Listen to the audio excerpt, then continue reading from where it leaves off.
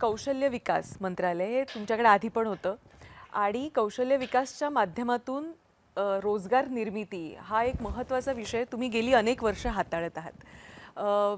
मला एक सांगा, तुम्ही सुद्धा रोजगार निर्मिती करता, लोकांना रोजगार देता आणि त्या अंतर्गत तुमच्याकडे हे जे खातं आलेलं आहे कौशल्य विकास, त्या माध्यमातून आजपर्यंत किती मुलांना रोजगार मिळालेला आहे किंवा त्यांना एंटरप्रेन्युअर तुम्ही बनवलेलं आहे, व्यावसायिक बनवलेलं आहे, त्यांना ते शिक्षण दिलं आहे? वैशालीताई, असं आहे की ते कौशल्य विकास हा भारताची आत्मा आहे. बरोबर. पूर्वीपासून आपण हजारो वर्षापासून सर्व कौशल्य आहे का असा 62,000 आपल्याकडे कौशल्य होते.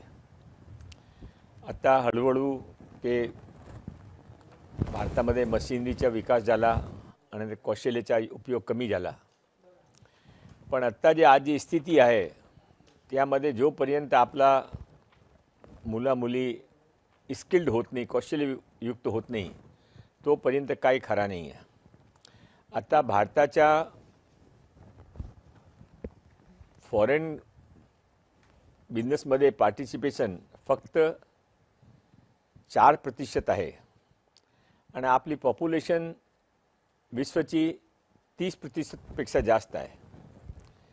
तो जोपर्यंत आपले पॉप्युलेशन प्रमाणे आपला फॉरेन बिझनेस व्यवहार होत नाही, तोपर्यंत आपल्याकडे सर्व आपण महाशक्ती बनू शकत नाही.